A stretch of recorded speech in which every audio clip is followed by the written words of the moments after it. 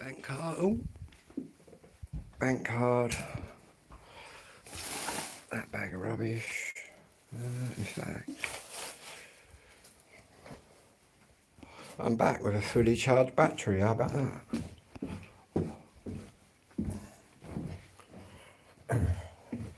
Been taking my tent down. What we'll do, I'll go out the front door.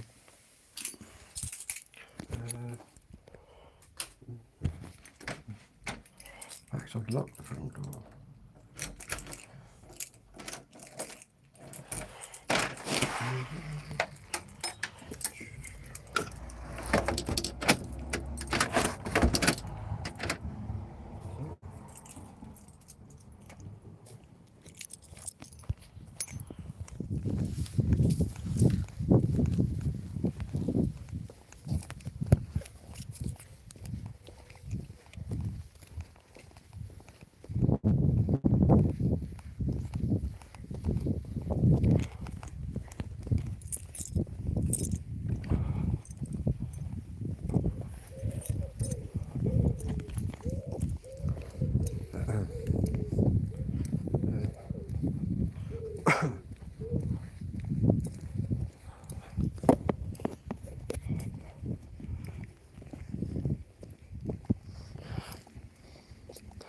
So I've just been in the process of taking my tent down.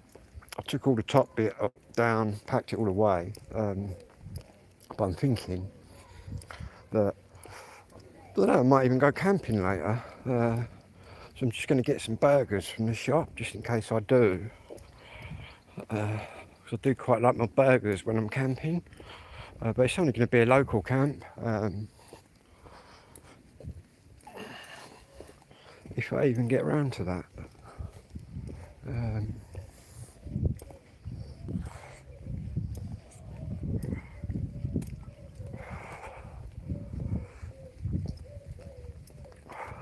I'll have to check the weather though. I haven't checked the weather. But it's probably going to be like this, which is kind of mild, muggy, but it's quite a nice camping weather. But yeah, what I'll do, I'll take 2 tents with me. One for all my junk.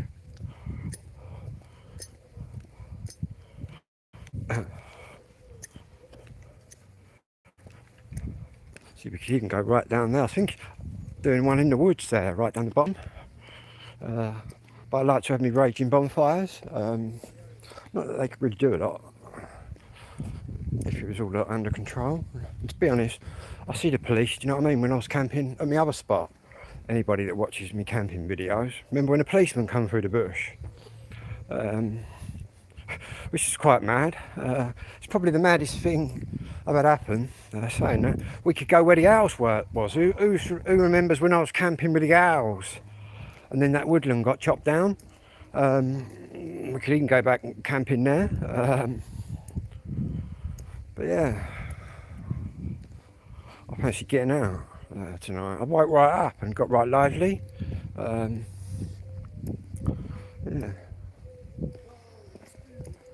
And to be honest with you, you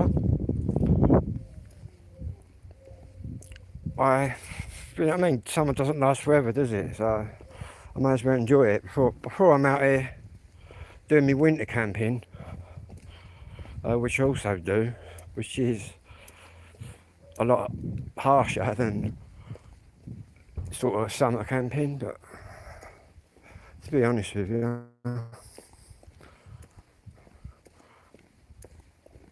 don't really mind. I'm a sort of all-season camper. Yeah. Wild camping, illegal camping, or whatever you want to call it. Trespassing camping. Technically, it's illegal, as in it's a common law offence. It's not a criminal offence. They call it wild camping now, but in my day we just called it camping. But yeah. And like you've seen with my owl video, he didn't actually say get out of our land. told me what he was doing in there, and he was actually quite interested in the owl information that I was able to feed back. Yeah. Remember that when I see that owl as big as a baby in the tree. Some of them sleep in the trees, just like you get like tawny owls. There's 4 kind of owls that you get in England. Yeah.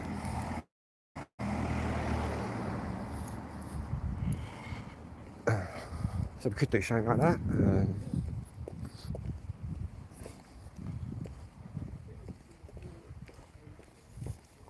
Yeah.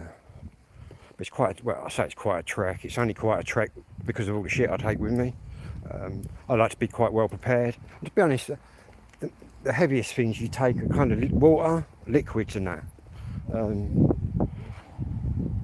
I've got like 2 ways of cooking. I can either cook with my Trangia stove, with the alcohol stove, or with a butane one. But people who have seen me, I have big bonfires, and I've got a new sort of platform now which you just chuck on. It's like a hot plate which you chuck on your bonfire and just chuck whatever on there.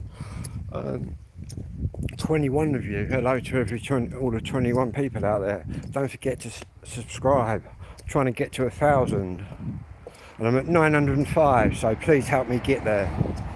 We will get there in the end. Then again, saying that, my wild camping videos, as soon as I get out and about, they go through the roof, the numbers. But obviously, I'm a music channel, but obviously I do wild camping and sort of vlogging or whatever they call it, just of what's going on. As you can see, and probably hear, we're just going down here. A bit of traffic. It's bank holiday weekend. Probably got a lot of cars going down here. Probably going to Hastings. Not that that's in Kent, but we got Margate, Sheerness, places like that. Oh, I'm not far from Dover, really. I suppose I'm about 30 odd miles from Dover, 35 miles from southeast London. In the countryside.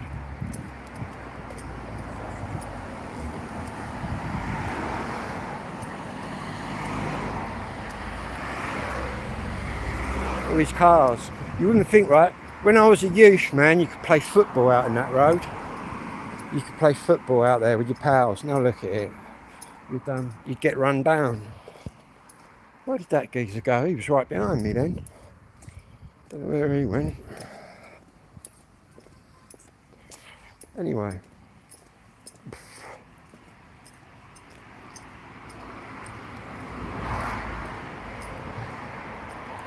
How is everybody out there anyway? Everybody having a good weekend? Big long weekend if you're in the UK.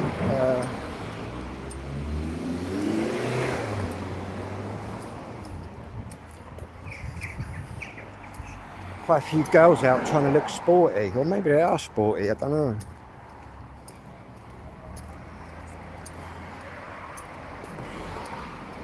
Yeah, bank holiday, eh? Going into the village now. It's called the Square up here.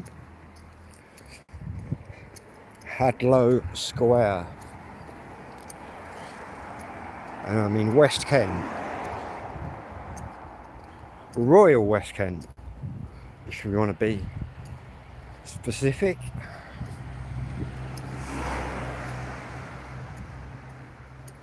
And our symbol for Kent is basically a red horse, which is the Invicta horse.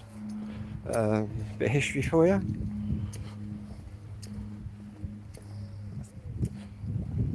And I'm a man of Kent. Because you're either a man of Kent or a Kentish man. It depends what side of the River Medway you're born on. And if you're a female, you're a Kentish maid or a maid of Kent, depending on what side of the river you were born on. Yeah. Me and my dad are men of Kent. I'm a man of Kent instead of a Kentish man. I'll just show you the church, look, up here. because it's quite, and a big Gothic tower. That was used during the war as a lookout.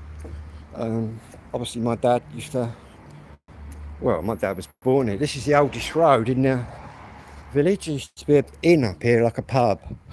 And back in Dick Turpin's time, they used to come along with the horses, get them down. Back in the days when people travelled overnight on horse. Bit of history. Should make history videos. I've got a lot of people a lot of young people as well. I've been stopped a couple of times in my village by youngsters who've gone, oh, I watch your videos, which is quite interesting, because obviously these young Hadlow kids obviously don't know the history, and obviously I do. Luckily my dad, because he was born here, and I asked lots of questions. This is my church, guys. This is the Church of England, started by Henry VIII. And this is St Mary's Church. In fact, that bit on the side there, my brother Timothy built that bit there. And what he had to do, when he was building the extension, my brother, this was back in the 80s, early 90s, he kept finding bones. So he told the vicar, and what they had to do, they had to put all the bones together in a box, my brother did, and then what they did, they reburied the bones, if you kind of understand me. But yeah, St Mary's Church, which is quite interesting. As you can see, it's very old. It's mentioned in the Domesday Book, actually, in my village. Can you see that? 1637. Very old village I come from. Yeah. Imagine what that was like in. That's where when I was young, obviously my mum, who did the singing and that, made records, she passed away when I was 10. I was only like young. And that's where my mum had her sort of service in there.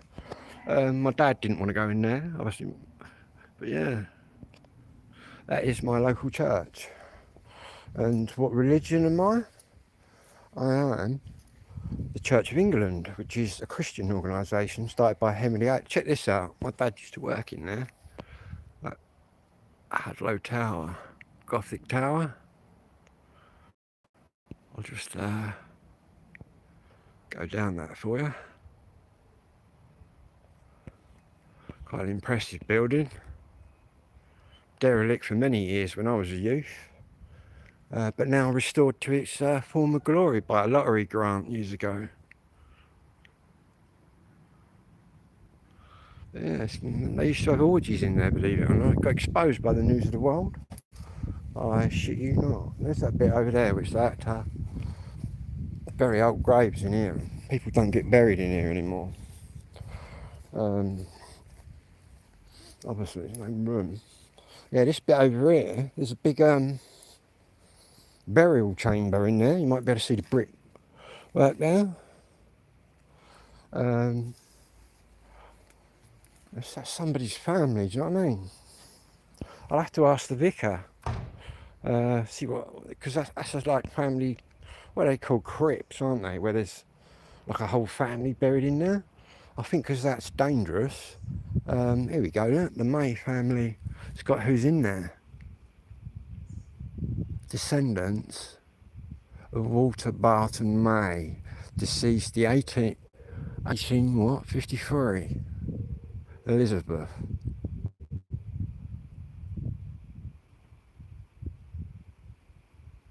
See, it's got here, they've obviously got no family that are still left that are interested in this, look.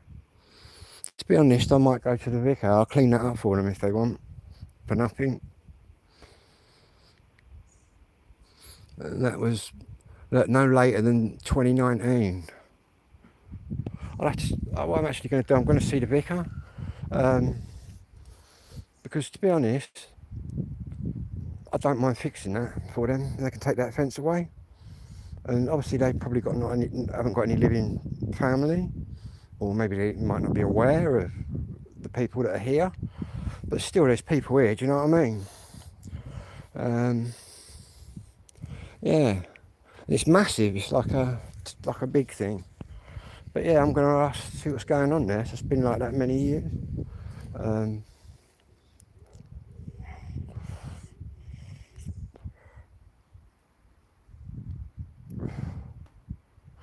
yeah. But,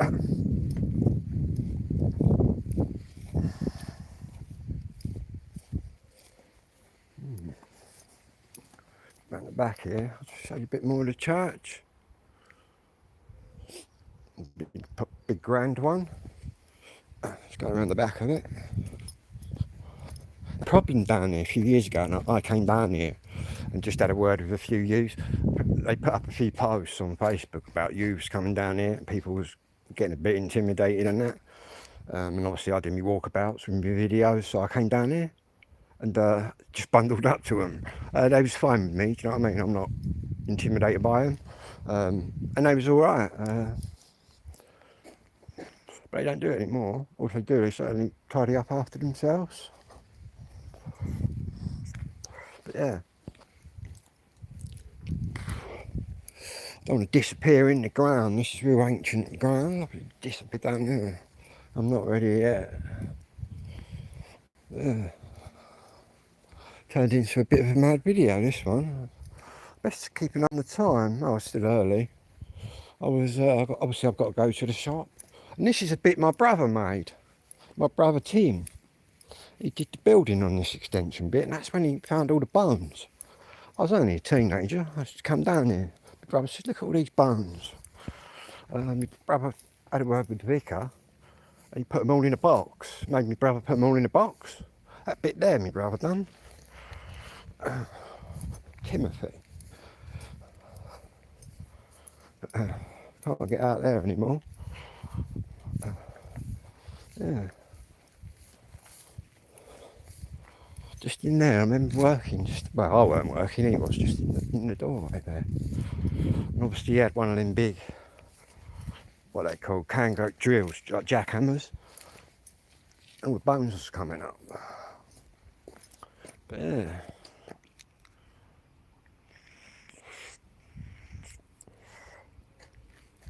Right, let's try and walk along here, but without treading on anybody. I do apologise.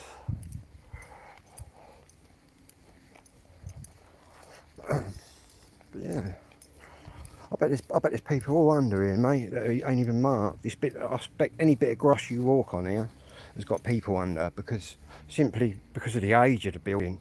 Do you know what I mean? 1637. It's mentioned in the Doomsday books. I suppose back in them days, it was all about the church. Do you know what I mean? Not that it was a really big village. In my dad's day, in the 30s, there was only a couple of roads. Carpenter's Lane, Church Street here, which is the oldest road. That was about your lot. I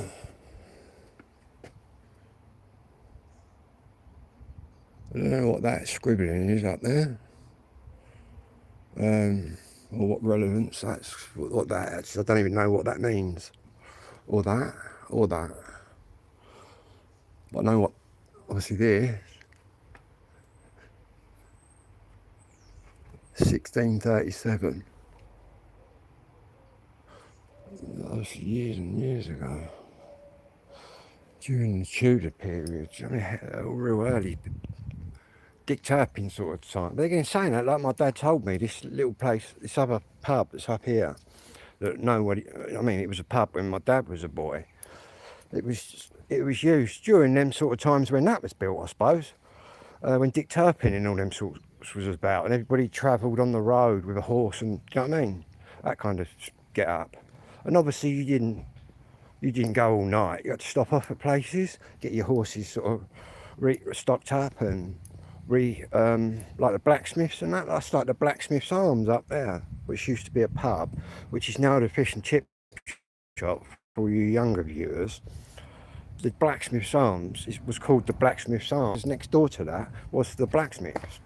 But yeah, I've never been in this pub, but my dad has. Obviously my dad's been in all of them. He's come home off leave off the Navy. Yeah. He tells me about his adventures in the Prince up here, but I've never known a pub to be up here. But this is the oldest road in the street.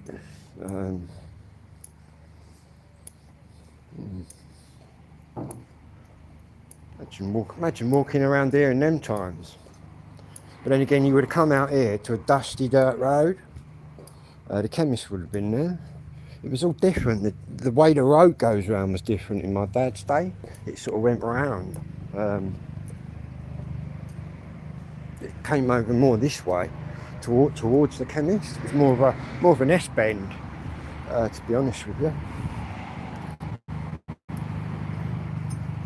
Anyway.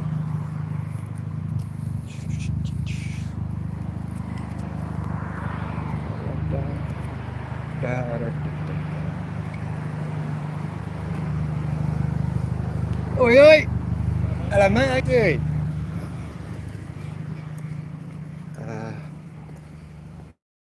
This shop.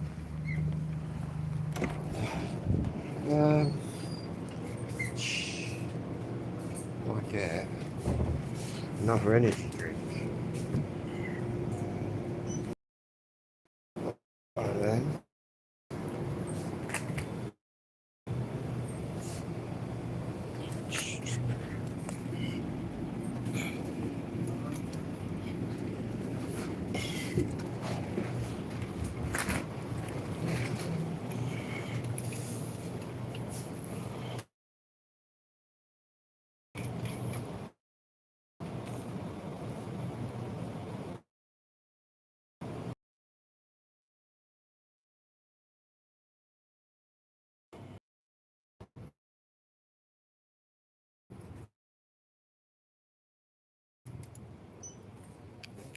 Cheers, mate. Yes, sir.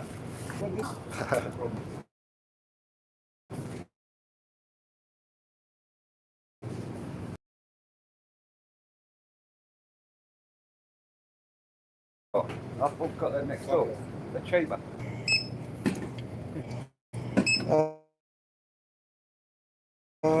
So I do need one of them yacht things. That's quite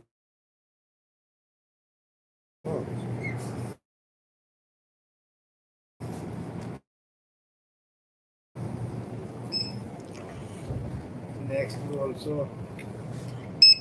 door also try lottery, but it's no working next door also lottery. I don't know, lottery everywhere problem. Lottery machine. They'd be losing a lot of money Yeah. if it's whole network. Huh? Don't lose the money, but customer coming. You never know. One day, No. out. One guy coming, he told me, Ferrari bike, his sister's son. In this area? Yeah. Was big. About 2 minutes. Yeah, mate. Catch you later, fella.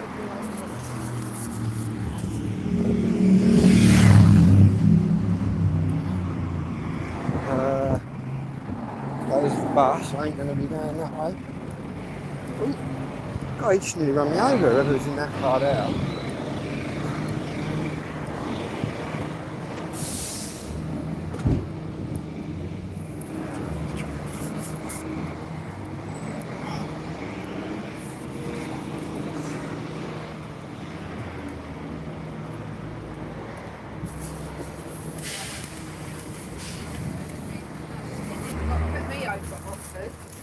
And there, because she was so like,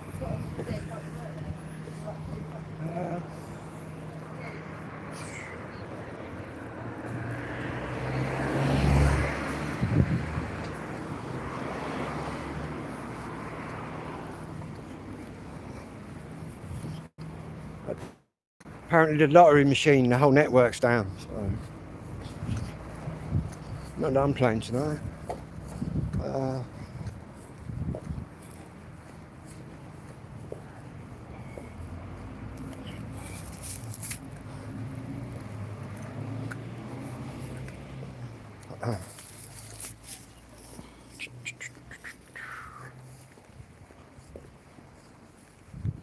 just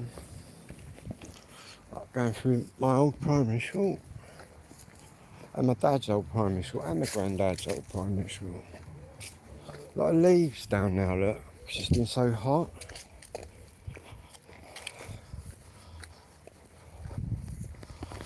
I should imagine, well, saying that, we've had heat waves in September before.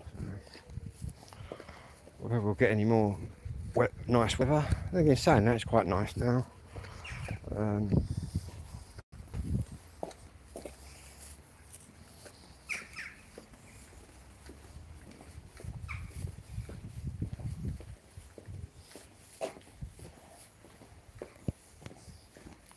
What's the time now then?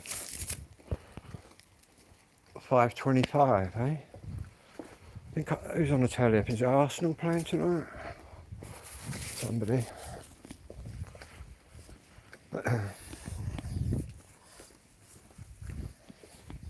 Anyway, hope you enjoyed the little church video. We've also got another church. We've got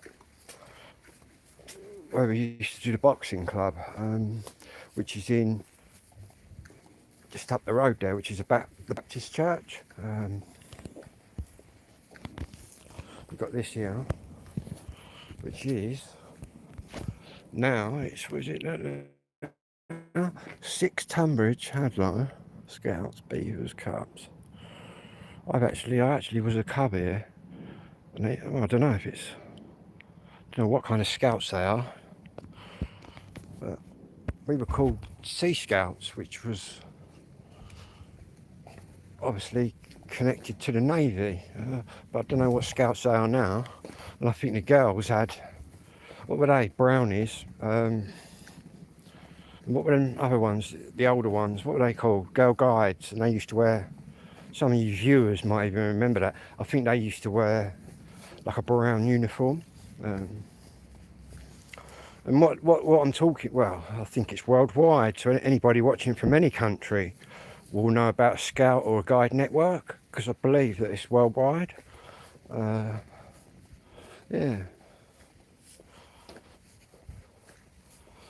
I was a cub, and I was from a really young age. That's all about tying knots and stuff like that. And then when I was, what was it? I don't know, when you get a bit older, you get to go in the Sea Scouts, which is more sort of like the Navy. Well, it's Navy based. Obviously, being in Kent, different parts of the country have different scouts. There's like adventure scouts, which are land based, and we were Sea Scouts, so we were sort of based in the rivers and that, and we taught to canoe, swim, rescue people, rescue yourself. Just, and to be honest with you, it did not, looking back now, when I'm like 53, it's been quite useful learning all that. Maybe they should make that compulsory in Britain, that the kids go to these things and learn, do you know what I mean?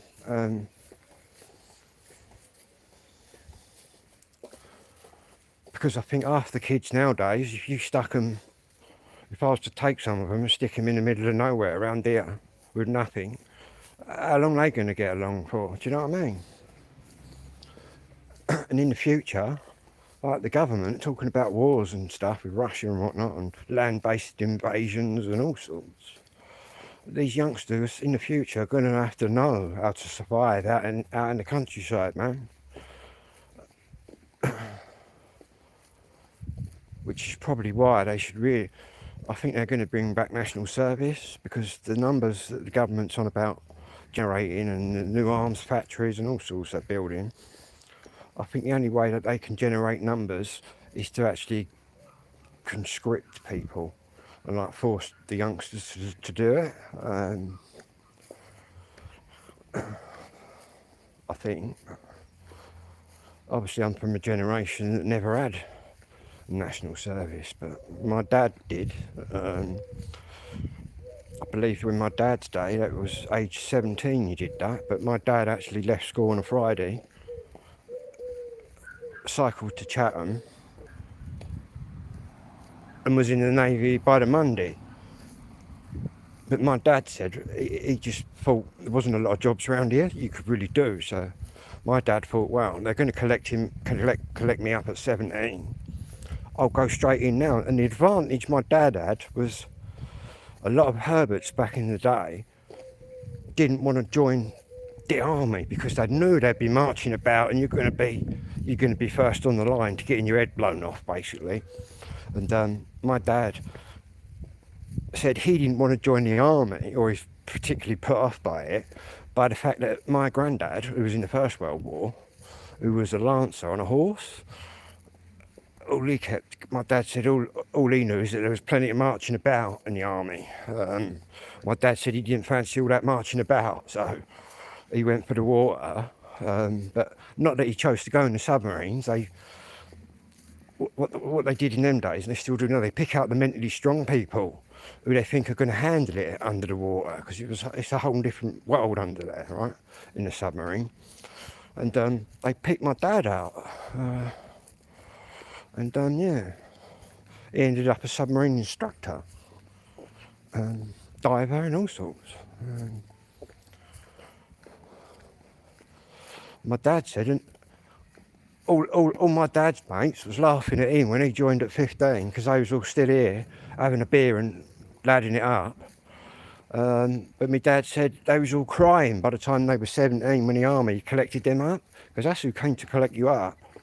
Whereas if you was to try your intelligence and joining something else, obviously the army took anybody. But obviously to join the RAF, or like my dad did, he was trained at the Royal Navy Submarine Technical School. People that could sit down and do a test and pass, you could do other stuff. I'm not saying you couldn't do other stuff in the army, but yeah. I think what they did back in the day, when you joined at 15, they educated you as well, kind of thing. Which is probably what is missed today.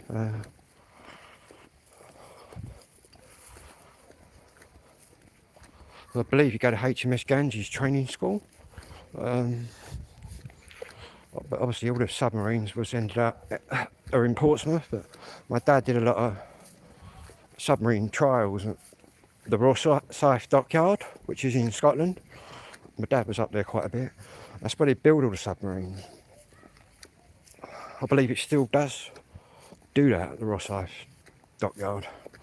But yeah, my dad did that. And met him mum.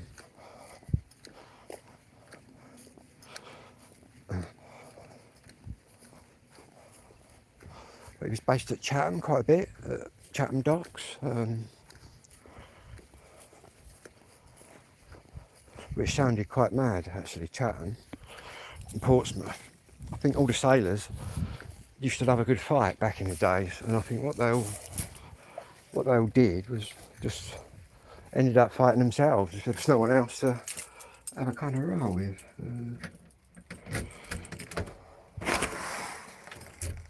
Yeah. I've still got all my dad's submarine records.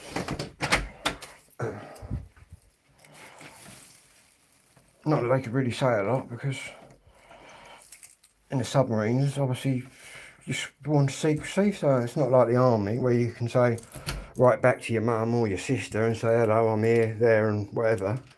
In the submarine, you just had to say it, you know what I mean, how you were doing. You couldn't say sort of where you were. It's still the same now.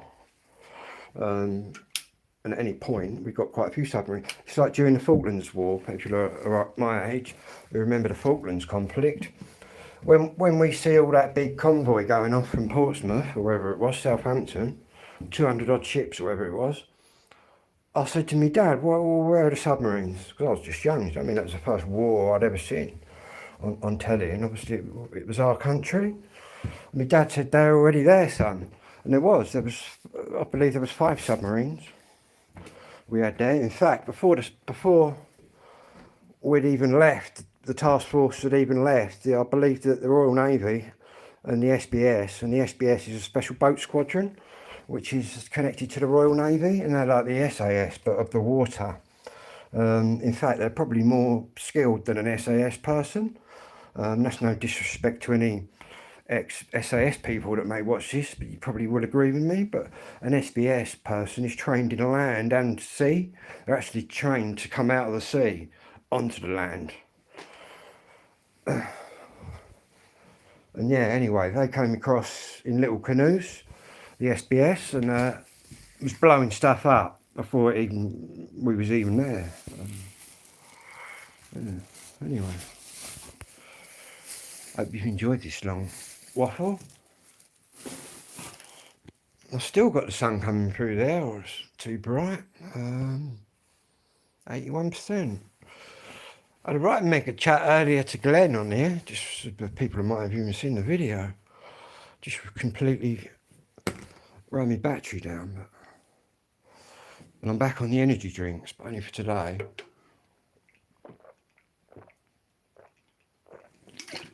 Oh, saying that, I got a yogurt in here and a Vimto. Oh.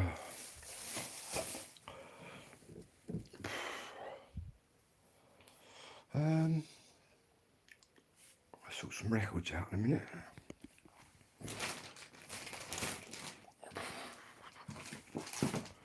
I've got to go and get that CB. Oh, I had a bit of a problem with CB, the CB battery pack, but I've glued it on.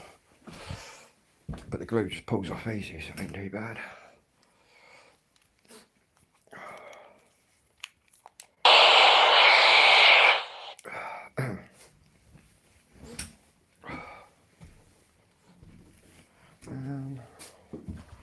Still got I packed all the tent up, just got the bottom bit of the tent to put away, which is down there. Where's the antenna? There it is. Got the big new telescopic one.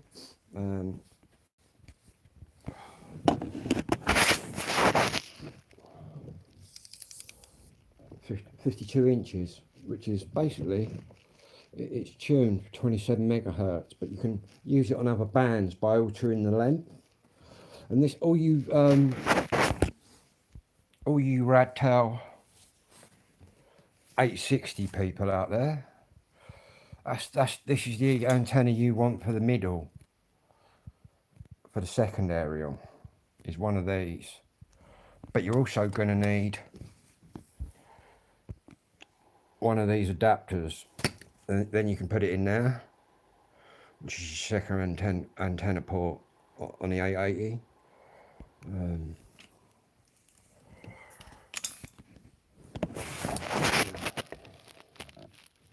This is just a CB radio, FM AM multi-band,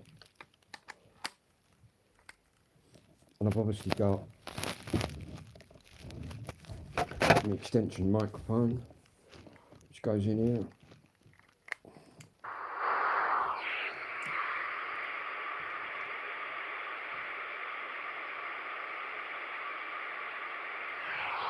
It's just on the UK band.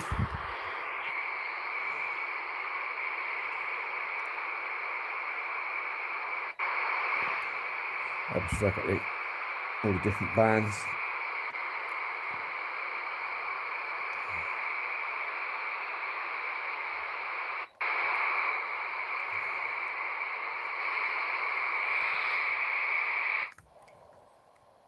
Yeah, that's that one, and that is that's AM and FM. Get a lot of, this time of year you get a lot of Americans and Irish and sort of span everywhere coming through.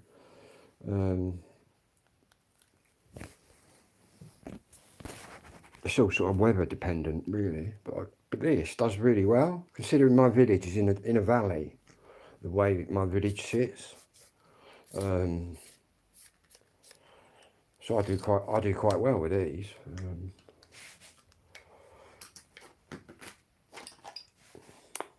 Spencer's put a foot wrong. He's coming in at left back.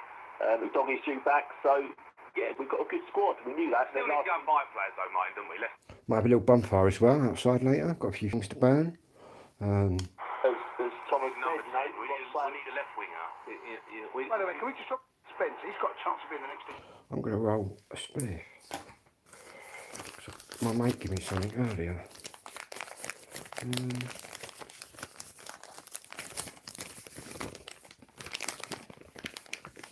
I've noticed the nights are starting to draw in a bit now as well.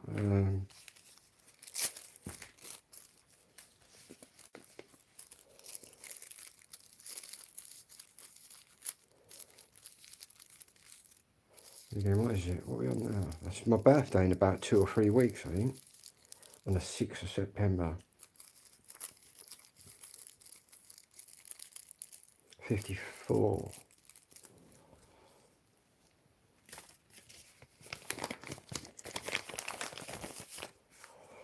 And again, saying that, my oldest brother, he's going to be 64.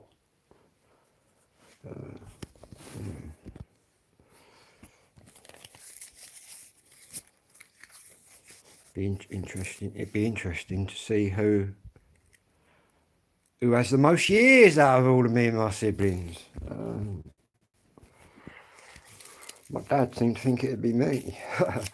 Then again, I've kind of lived a different life to them.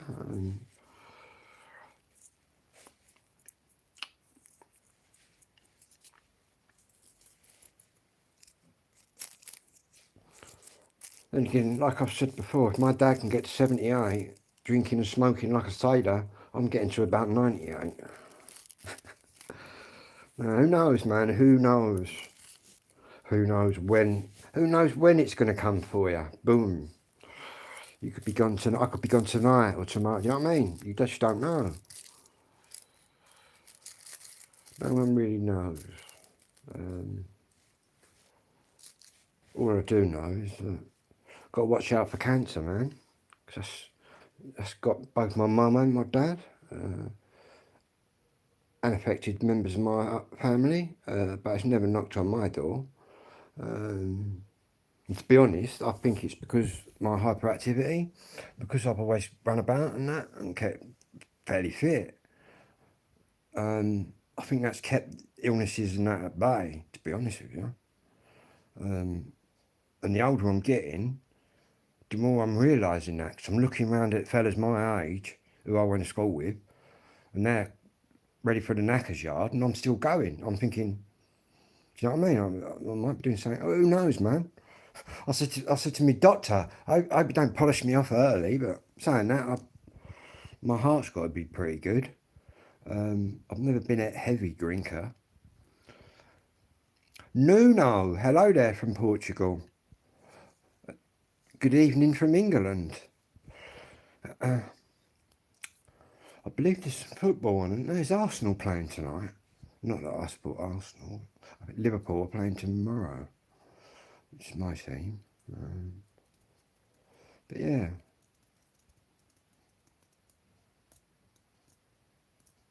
Crazy, eh? And again, my cousin was on about heart disease being in our sort of bloodline, I'm saying. But speak for yourself, you know what I mean?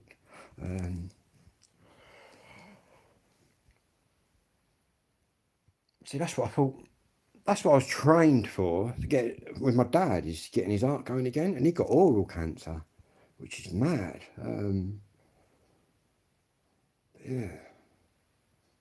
Actually got trained in here by the nurses. It's quite an experience, to be honest with you. But yeah, I'll just carry on cycling, carry on walking about, carry on being active, people. That's all you got to do, is just keep being active. If you're quite active, I'll say that's 90% of the job done at keeping illnesses at bay. To be honest with you, that's what I think. It's like that COVID and that. I had that COVID a month before it was even announced here, and I've got to say, I was rolling, that really did do me in, that COVID or whatever it was. But I've never had a jab. But I think because I got through the COVID, and I'll tell you what, I can see how a lot of people died through respiratory issues because I was on the floor out there, right, sweating, chilling, just completely feeling like I'd never felt before with that COVID. And I noticed it was really, right, well, I'd say it was harder to breathe, but because I do cycling, I'm quite, when I'm cycling, I do quite intense cycling. I don't just poodle along. I go quite fast and put a bit of effort into it. And I had to literally pump my lungs in and out, which is about all I could do right out there on all fours to keep myself in the game. But yeah, that was probably the weirdest thing I've ever had. Yeah, whatever that was, COVID or monkeypox disease or whatever they were calling it. Sort that out.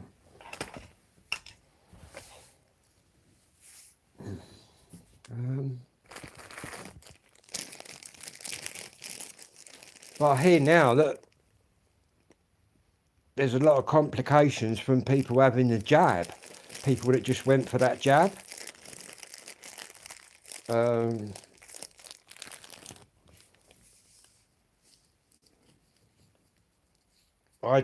I kept getting pestered by the NHS. I do say that about get your jab and all that, but I said to my doctor, I said, look, I'm pretty fit. I said, I'll take my chances with my own body's immune system. Yeah. Not that I was one of these tinhead brigade who thought loads of conspiracy stuff about the jab, but to be honest, it was a bit rushed and a bit whatever. And to be honest, I'd just been diagnosed with my ADHD and that, and I was just getting on the medication. And I thought, you lot crack on and get your jabs, man. I'm too busy here getting diagnosed and sorting out my brain for once in my life. I thought, I don't need that jab. Yeah, and all that mask wearing and all that. But because I was ADHD and just been diagnosed at the time of the lockdown, I didn't have to wear a mask. Because with ADHD, you just more than likely just pull it off if it annoys you anyway. But yeah, I was exempt from wearing one of them. And people used to look at me like I was the one with the lurgy. Crazy. Yeah, what a strange thing that was. That had the world, didn't it? COVID had the world locked down.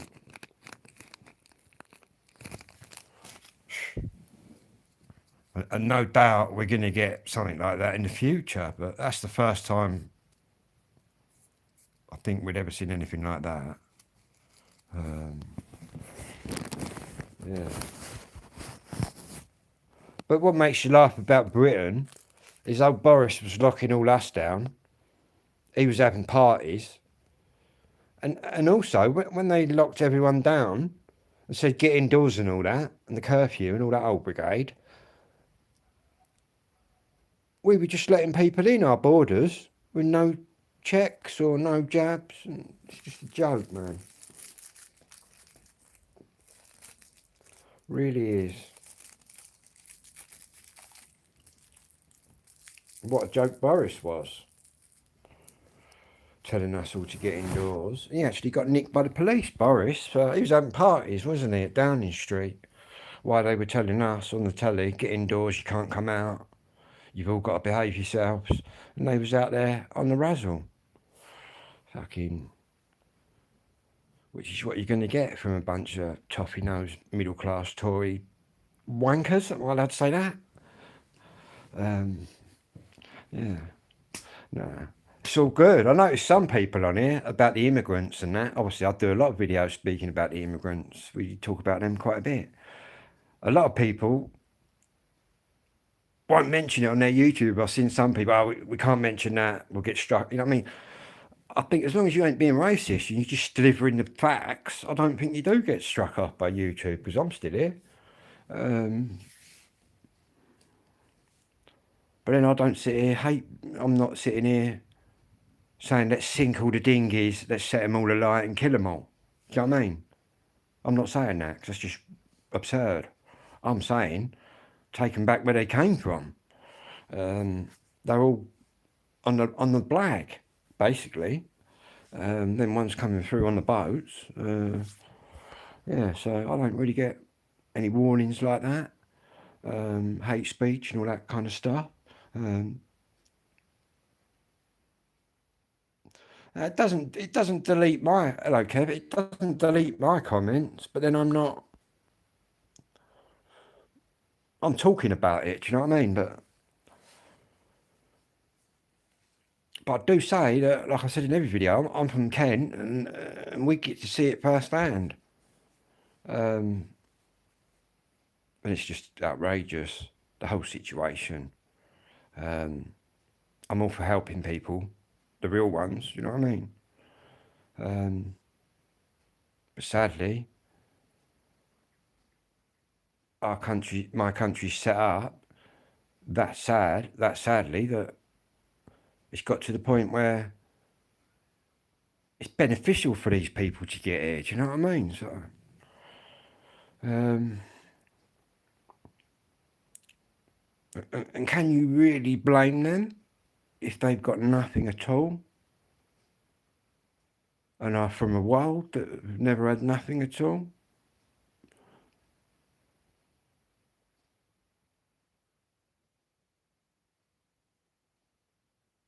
Yeah, that would be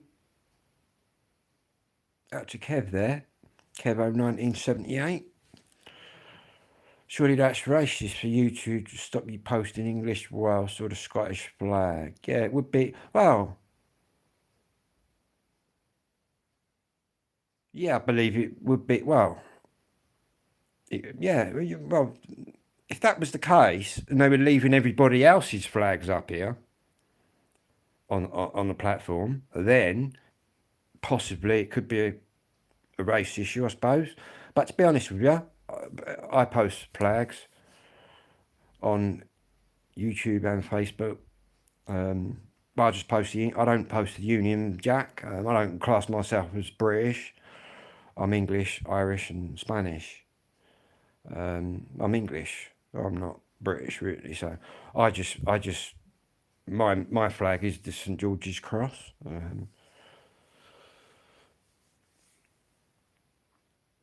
But yeah, I suppose flags can be quite.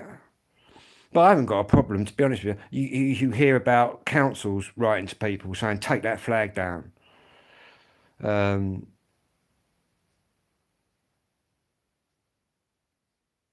right, you can post, well, I wouldn't post the Union one. But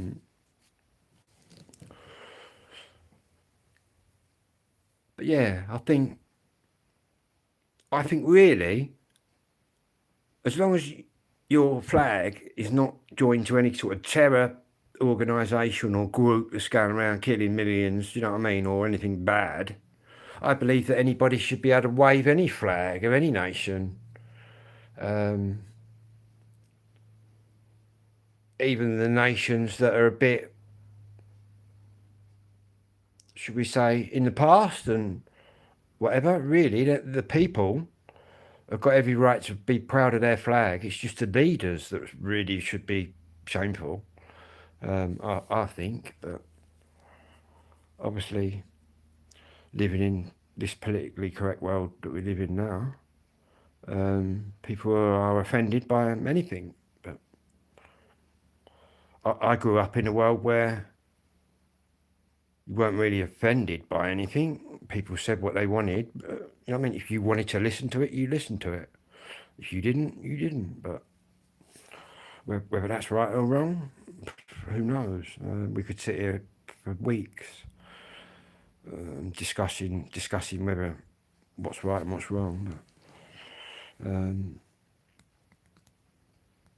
I think anybody should be able to express whatever they want, as long as it's not hurting anybody. Same with religion. People want to preach whatever, go ahead. Do you know what I mean?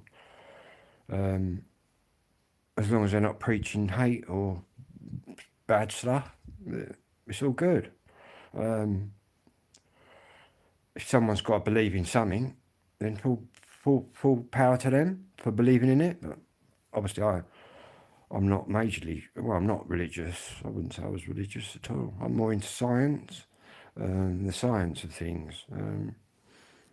Religion really was just the same as marriage. It was originally set up to just control people. Yeah. But yeah, it's crazy, eh? Crazy world we're living in. Anyway, I'll be back. Don't forget to subscribe, guys. I'm trying to get to the magic 1,000. Whatever you're doing, have a good one.